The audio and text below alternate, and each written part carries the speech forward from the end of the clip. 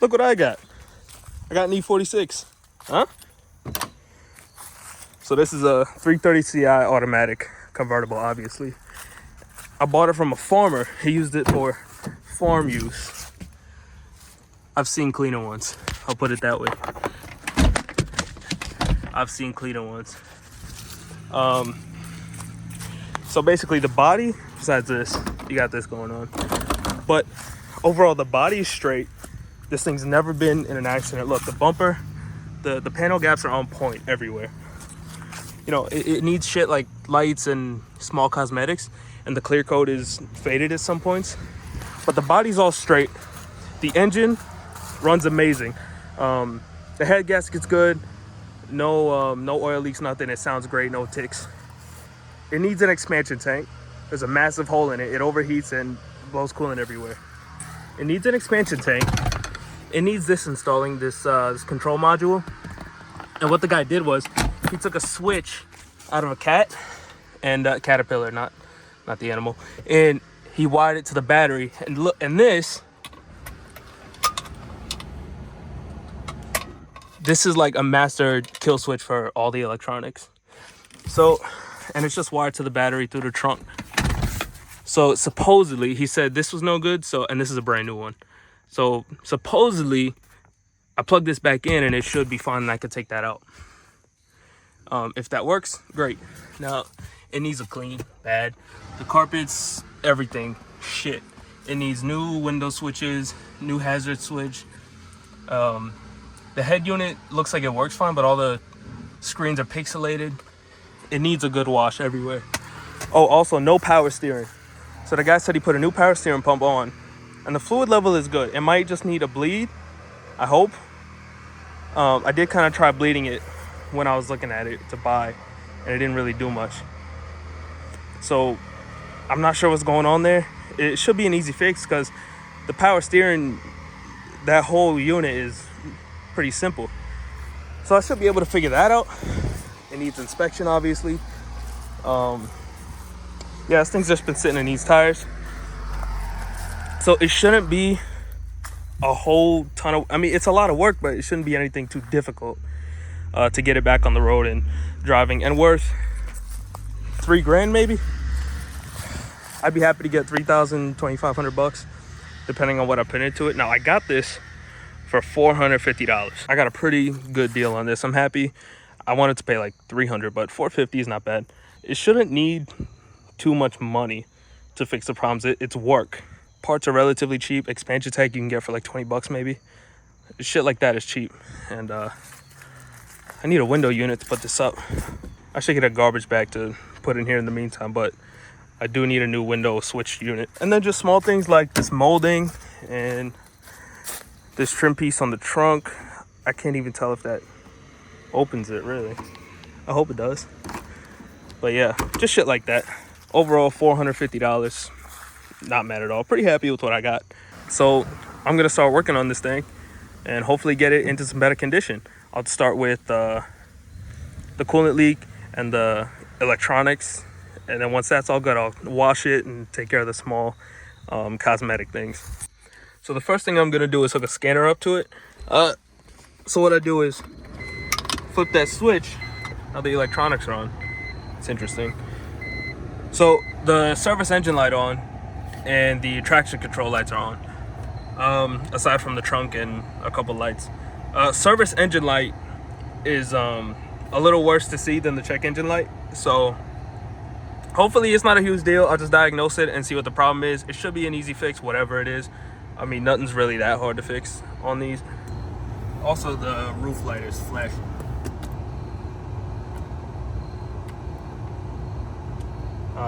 Oh, you know what? I never checked to see if the roof goes down. I won't be surprised if it doesn't. It doesn't. All right, so I figured out what's going on with the electronic situation in here. If you turn the power on, then the fan blower mode is on, and there's no turning it off no matter what you do. And what that basically means is the blower motor resistor is bad, and the symptom of that is the motor won't turn off. So what the guy did was just a master switch to the battery instead of replacing the resistor. So once I replace the resistor, that should go away, and then I can get rid of this system right here. So that's what I'm gonna do now. I have terrible news. The driver's side shock that I replaced like a week ago or so, this shock is blown now. Honestly, I'm about to spend like $700 replacing the shocks on this thing. I could have bought a set of coilovers. I could have just bought coilovers, but no. I gotta replace the shocks now.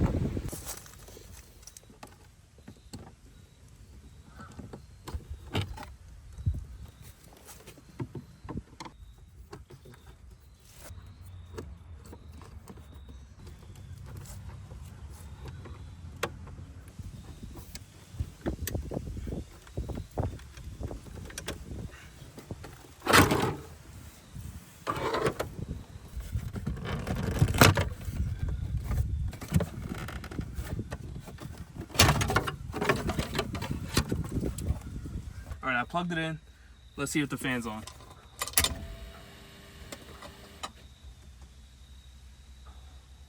She's fixed. All right, I just gotta bolt everything back up. All right, so now that that's done, we can see what this guy did in the trunk and get rid of it. All right, so we got this. So that's on the, oh, that's it. Okay, so this was on the negative terminal, and then this was, well, let me not touch that, grounded to the car. So, if I take that off, and I find the negative cable should be in here.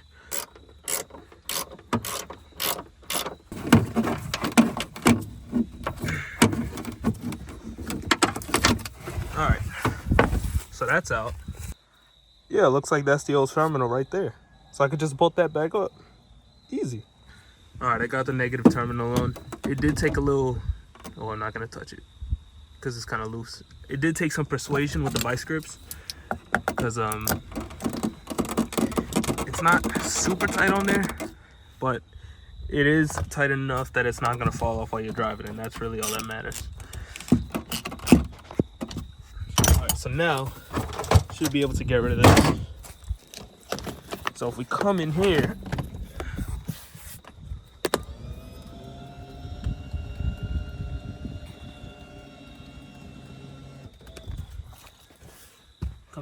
should just be able to lift up the back seat. Yep, get that out.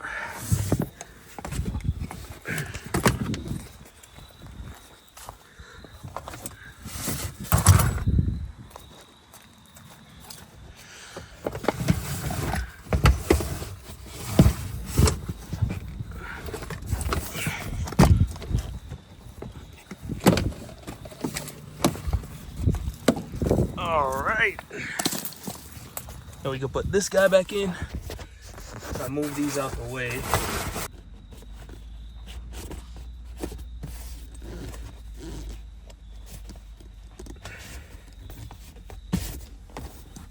All right, and just like that, factory. All right, so should start up like normal, just like that.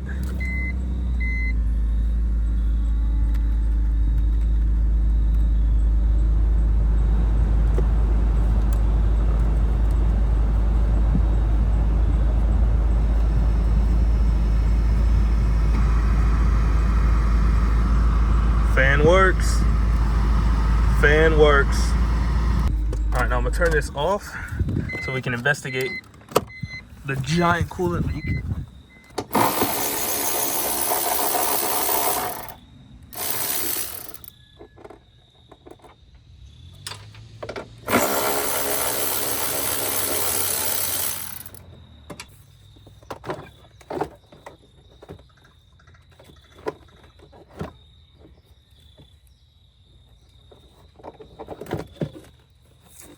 I've never seen that before. So it looks like it's that hole right there, which is part of the radiator, but it's this unit on the side. I'm not too sure what to call that, but yeah, it's not the expansion tank, surprisingly. But that could be fixed. I would just have to replace it from some parts car somewhere. All right, see how I do.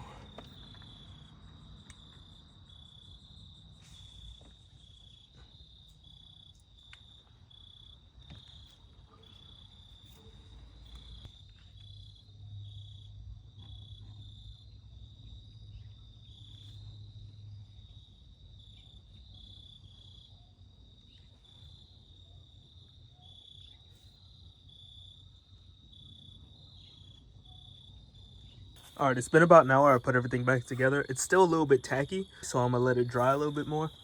And while I'm doing that, I'm gonna hook my scanner up and see if I can figure out what's throwing this service engine light. All right, I got some bad news. It's kind of dark, but the OBD port, it got kind of pushed up in there a little bit. I'm gonna see if I can take this panel off and fix that. All right, we good. No worries, no problems. All right, so we got a code for the thermostat stuck open. So that's a bad thermostat.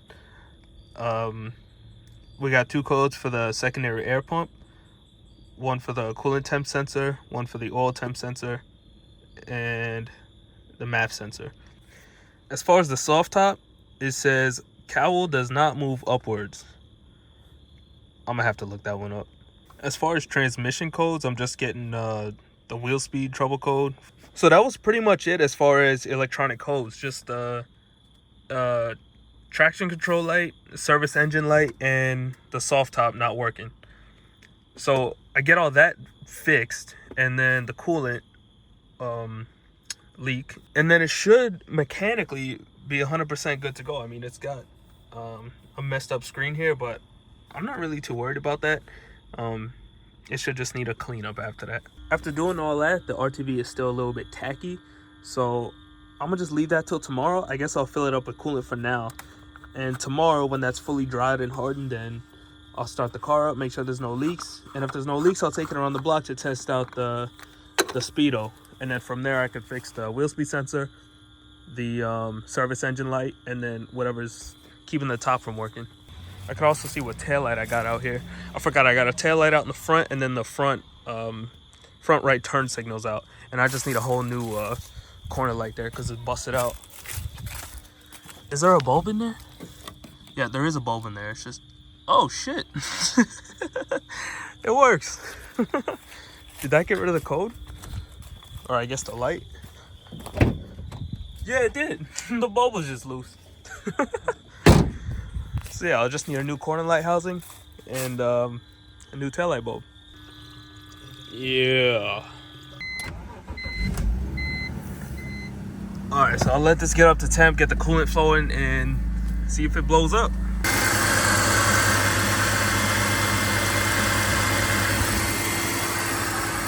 Listen to this engine though.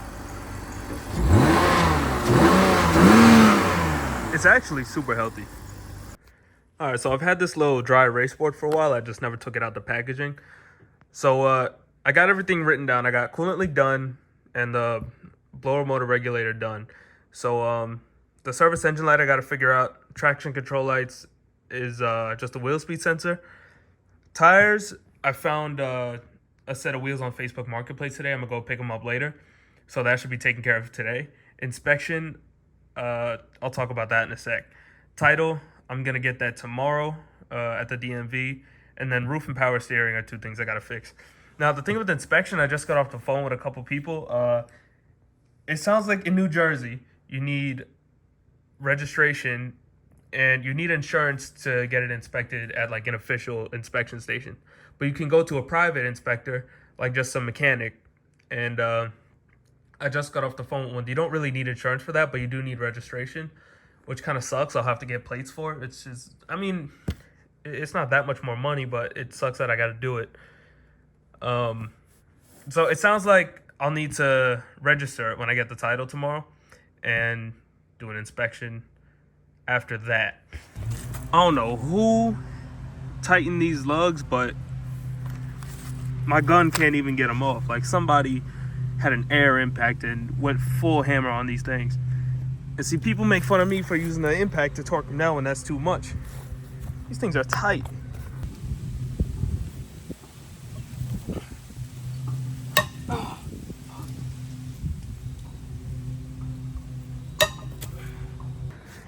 So I cleaned off both the wheel speed sensors and the lights are still on. Now, I don't know why I didn't do this before, but I ran the codes for the DSC module. I should have done that to begin with. So it had like 4 different codes. One of them did say the front left wheel speed sensor. I cleared all the codes, started the car back up and ran them again. All I'm getting now is the steering angle sensor. That does throw on the traction control light. So I'll take the car around the block, see if any of those lights come back on, or codes I should say. And if not, then I'm gonna go ahead and try to find a steering angle sensor and replace that and see if that gets rid of the light. Fuck. That ain't good. That sucks. I'm gonna have to get a new part or fix it better. Now, as far as the DSC stuff, I took it around the block and wheel speed sensor and pressure sensor came back. So I guess I will need to change that. All right, so I just met somebody from Facebook Marketplace and picked up steering angle sensor for 30 bucks. I was hoping this guy had a radiator too, but unfortunately he didn't, so I still have to find a radiator. In the bed, I got a new set of, well, new to me set of wheels with some good tires on them for 150 bucks. So I still got to find a radiator. I'm going to order the wheel speed sensor I need, and tomorrow I'm going to go ahead and install those wheels and that sensor. Just got plates for it. It was $151. In England, it's free. I will admit I do miss that. But again, it would have been cheaper just to get a title with no registration, but I want to get it inspected, and for that I will need registration. So I think it'll be worth it. These window switches I got feel amazing. They feel brand new. All right, listen.